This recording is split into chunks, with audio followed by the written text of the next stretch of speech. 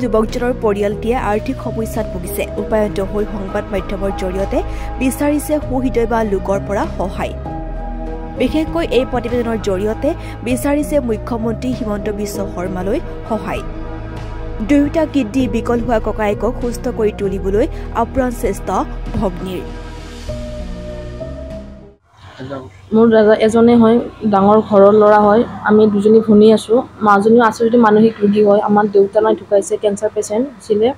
আমাৰ যিখিনি টকা পইচা আছিলে আমাৰ গোটেইখিনি আমাৰ আব্বাৰ লগত শেষ হৈ গৈছে। আমাৰ হাতত বৰ্তমান এটকাও নাই ক'ব গ'লে। আমি যিটো ডায়েলিচিছ চলি আছে, ডায়েলিচিছ প্ৰক্ৰিয়াটো সেইটো আমি কেনেকৈ চলিছোঁ কেৱল আমি জানো। আমাক ৰাইজেও সহায় কৰি আছে। আমাৰ দাদাজনৰ বন্ধুবৰ্গৰ লগতে মোৰ বন্ধুবৰ্গৰ লগতে আমাৰ ৰাইজখনে আমাক সহায় কৰি আমাৰ ডায়েলিচিছ প্ৰক্ৰিয়াটো বৰ্তমানলৈকে চলাই নি আছে। আমাৰ ক'বলৈ ভাষা নাই আৰু আপোনালোকে কি ক'ম আমি।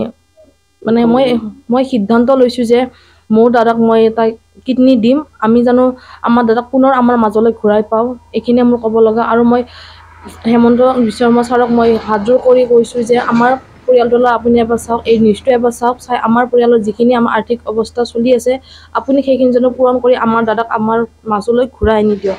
এইখিনিয়ে ক'ব লগা। হয়, ক'বলৈ ভাষা নোহোৱা হৈছে, কি ক'ম। যিটো পৰিস্থিতিৰ সন্মুখীন আমি পৰিয়ালটো হ'বলগীয়া হৈ আছে, তাৰ যিখিনি ডায়েলিচিছৰ প্ৰক্ৰিয়া আৰম্ভ হৈ আছে সেইখিনি আমাক গোটেই ৰাইজে সহায় কৰিছে। আমিও গম পোৱা নাছিলোঁ যে এইটো পৰ্যায় হৈ যাব বুলি। হঠাৎ আমি গম পাই ভাঙি পৰিছোঁ। এতিয়া যিখিনি আগৰ পইচা পাতি আছিলে, তেওঁ দেউতাকো কেঞ্চাৰ পেচেণ্টেই আছিলে।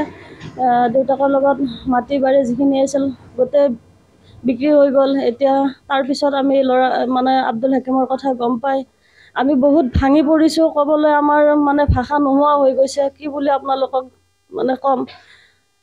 মই এটাই অনুৰোধ কৰোঁ, মুখ্যমন্ত্ৰী মহোদয়, আপুনি বহুত মানুহক সহায় কৰে, গতিকে আমাৰ ল'ৰাজনকো আপুনি যাতে সহায় কৰে। এই ভনীয়েক দুজনীক যাতে পুনৰ ভায়েকক ঘূৰাই পায়, সেইখিনিয়ে মই আপোনাক অনুৰোধ কৰিছোঁ।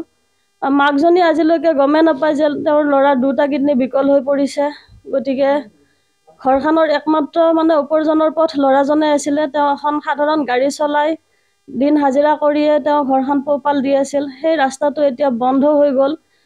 গতিকে ৰাইজে কোনোবাই বজাৰ কৰি দিয়ে বা কোনোবাই অলপ পইচা পাতি দি সহায় কৰি সেনেকৈ ঘৰখন চলি আছে।